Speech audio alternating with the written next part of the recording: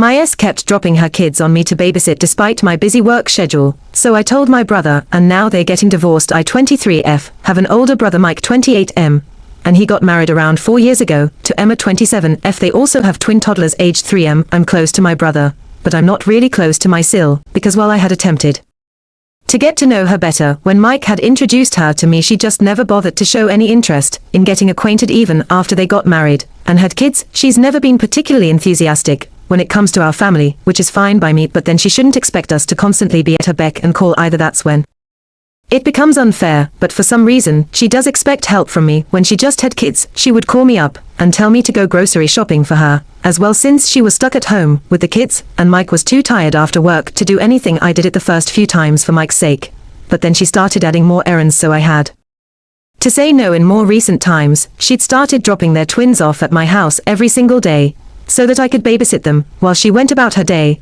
I did it for the first 3 days. But on the 4th day I told her that I needed to work, and I couldn't handle both.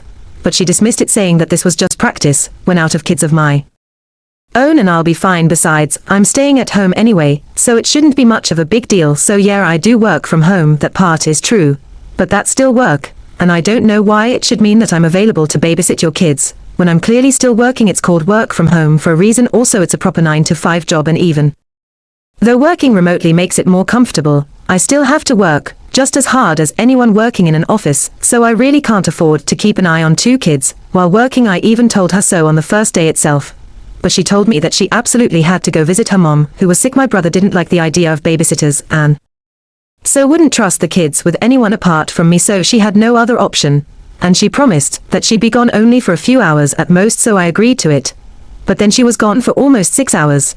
And when she finally came back, I told her that this was me doing her a favor just once, but the next time, she'd either have to look for a babysitter, or get my brother to work from home and watch over his kids instead, because I won't be able to do both things at once. So then she started lecturing me about how I'm their aunt and I should readily offer to take care of them whenever they need someone, since that's what family is there for anyway. She told me that her mom's really sick and her brother is out of state right now and won't be coming home for another 2 days. So she needs me to help her out with the kids, since I'm the only one Mike would be okay with. She also said that my brother is working really hard for promotion, so it would be wrong to disturb him in any way at a time like this, so this arrangement needs to stay between us. And eventually, she wore me down, and I agreed. So for the next 2 days, I watched the kids, and also did my work, which was exhausting, while Emma took her own sweet time coming back to pick the kids up. Anyway, on the 4th day, I was finally really excited to have the day to myself, since that was the day that Emma's brother was scheduled to come back home, and she wouldn't have to go to take care of her mother, since her brother would be there for her. But then again, she showed up right on time, and dropped her kids off, saying that she needed to run some errands, and she'd be back in a jiffy. Now I knew that in a jiffy meant 2 hours at the least, and I tried to argue with her, but she was in such a hurry that she didn't even listen. She just waltzed in, sat her kids down on the couch, and rushed back out to her car, without bothering to wait for me to get a word in. I was furious. So I texted her saying that for someone who works 50 hours a week, taking up an additional task of being a free babysitter wasn't very easy, and the least she could do was at least be honest with me. Once again, she started telling me about how I owed this to her and Mike, since we were family, and I pretty much lost it at that point. So I took a couple of screenshots of the texts and sent them to my brother along with pictures of his kids in my house. I also sent him a detailed explanation of what had been happening for the past few days, and how his wife had been treating me like daycare service, and that this needed to stop. I had to work as well, and I couldn't deal with this every day. Don't get me wrong, I love my nephews to bits and think they are perfect, but then kids are always a handful, and after all, I'm not their mother, and I didn't sign up for this, so it seems a bit unfair to just dump the kids on me and leave. I texted him all of this, and just vented to him about Emma and her behavior. After around 15 minutes, Mike texted me back saying that he was sorry about all of this, and he was on his way now to pick his kids up. I started feeling a little guilty then, since Emma had told me beforehand that he was stressed about work, and this must have added to it as well. So I tried to tell him that I could handle it today, but he insisted on coming to take them back. When he showed up, he looked really upset and didn't speak much. He thanked me once again for being so patient and understanding about this whole situation, and apologized for the inconvenience, then left. I felt really bad back then, and I still do, since I could see the disappointment on his face. I thought it was because of me and my refusal to babysit my nephews.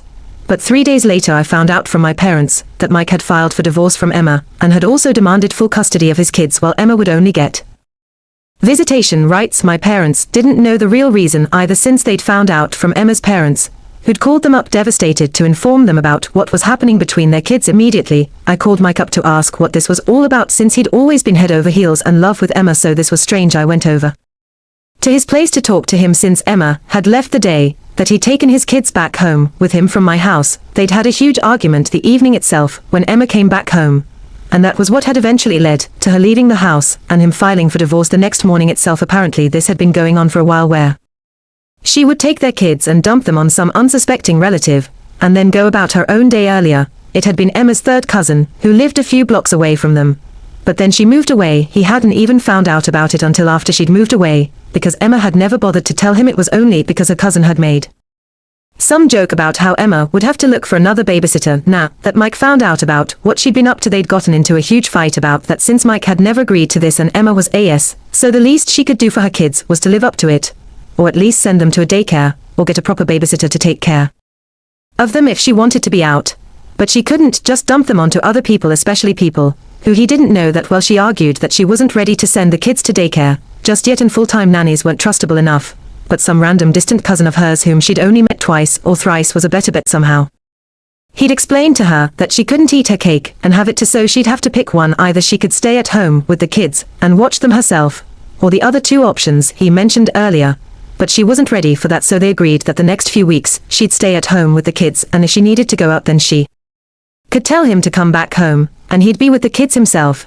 But like we all know, that's not what happened. In just a few weeks after that, she dumped her kids onto Mimi and went out with her friends. Yeah, her mom wasn't sick at all. One of her friends is getting married, so she's been spending every day with her while I take care of her toddlers. I was shocked and infuriated when I realized that she'd just been taking advantage of my willingness to help my brother out, and almost had half a mind to call her up and tell her what an awful person she was, but refrained from it somehow. Anyway, Mike told me that the day I called him up to tell him that she dropped the kids off at mine, he lost it, since she was doing exactly what she'd promised she wouldn't do this time. While they were arguing, she told him that it was all right, since he'd said that he didn't want someone he didn't know babysitting their kids.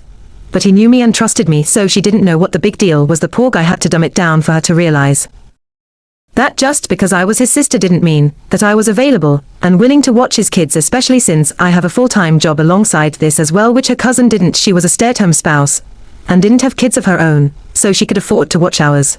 But she wasn't particularly close to either Mike or even Emma, so I really don't know why she'd trust her with her children. During their last fight, Mike had said something along the lines of her not being interested in being a mother at all, and Emma had snapped at him and said that no, she really wasn't. She told him that if she'd known that having kids would mean putting an end to having any sort of fun altogether, then she would never have had them, and then she'd stormed out. That had been enough for Mike to file for divorce and full custody, since she'd made it pretty clear that she didn't want to be a mom anymore. I was really shocked, since even though I'd always known that Emma was never really serious about life, I'd thought that marriage and kids would change that and she'd become a bit more responsible.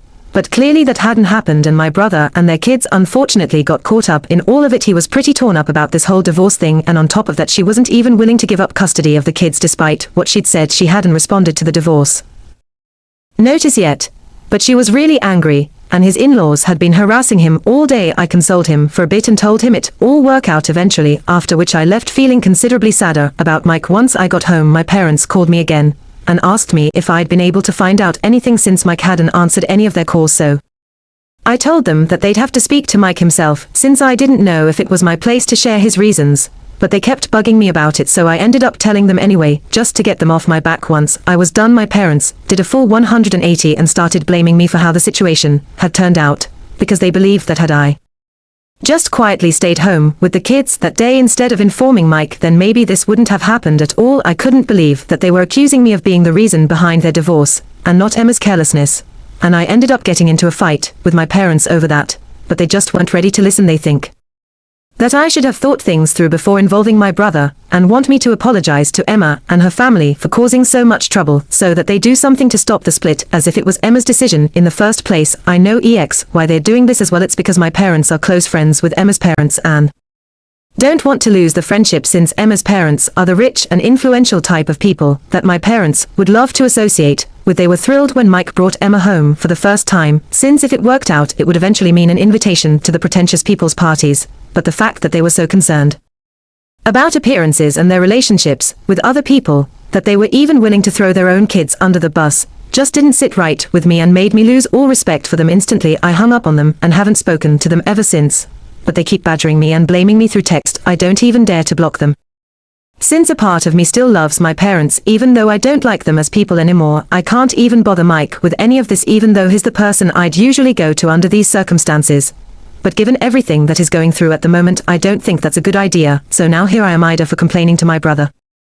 Because my S kept pressuring me to babysit her kids, even though I work 50 hours a week. Update, 1 week has passed and Mike has been really caught up in the legal proceedings. Emma has decided not to contest the divorce, but is still unwilling to give up custody, and wants joint custody of the kids, which still doesn't make any sense to me because I hardly think she's changed her mind about being a mom overnight. Here's the thing about Emma, I guess this might explain her behavior. She's the only daughter of filthy rich parents, and unfortunately, she grew up to be a really spoiled brat. I'm not implying that all kids with rich parents are brats, but she sure is. My parents have known her since we were kids, since our mothers went to the same college, and so they'd sometimes see each other at reunions and stuff. They were friends, but not particularly close. That changed only after Mike began dating Emma. She's one of those people who refused to change with the times and continued to act like she was a high school girl with no responsibilities well into adulthood and even motherhood. She just decided not to grow up, and that's probably a big reason as to why I just cannot bring myself to like her. I'll never know what exactly Mike saw in her, but at least he has the good sense to leave now, since it's become really clear that she's not going to put her own children above having a fun time, like she herself so eloquently says. And that's a dangerous mindset for a parent. He's just lucky that her cousin was a normal, stable human being who didn't harm the kids, and I, despite my work, agreed to take care of them.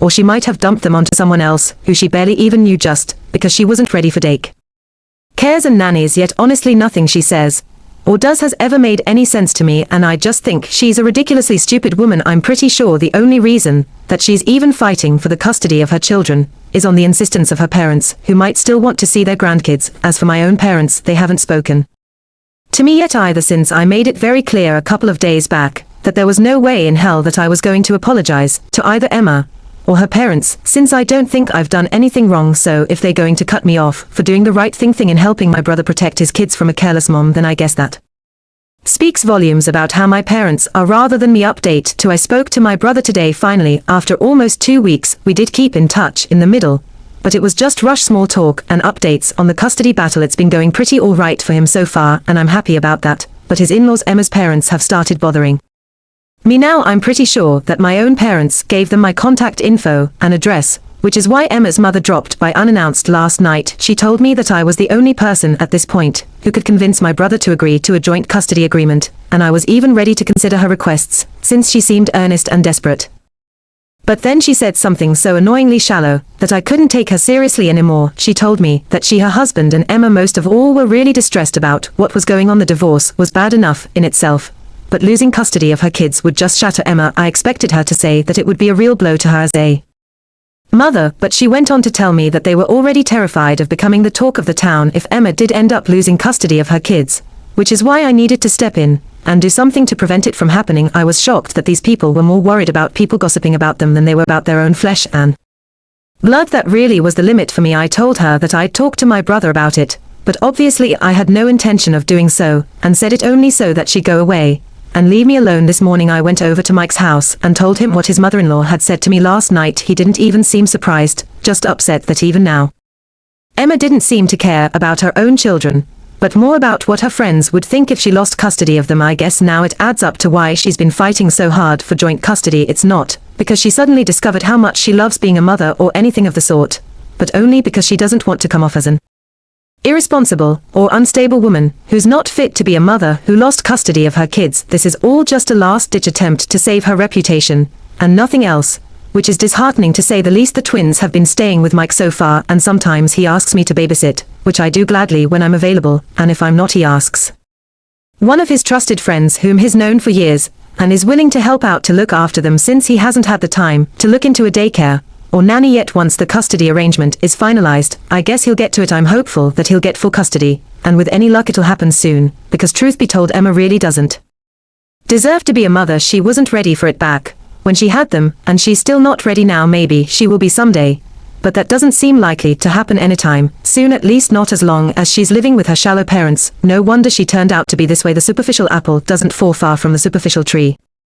After all, but I'm one to talk given my current relationship with my own parents. They haven't talked to me and I don't think they will. They've reached out to Mike several times, though he hasn't responded to them, and has been really curt and businesslike with them because of the way they've been treating me. He even refused to let them come see the toddlers a couple of days ago, and gave them an ultimatum saying that they could either apologize to me and make amends, or they could pretend they had no kids at all and live a drama-free life. They got into an argument, and now my parents aren't speaking to either of us, which doesn't affect either of us anymore. We're much too busy with our own lives. And Thief proved time and again that their loyalties lie not with their own kids, but with Emma's parents. So they've made their choice, and we've made peace with their choice. I'm not going to try and change their mind, because there's just no point. When Emma eventually loses custody of her kids and her parents cut ties with my parents, maybe then they'll realize what a mess they've made of things.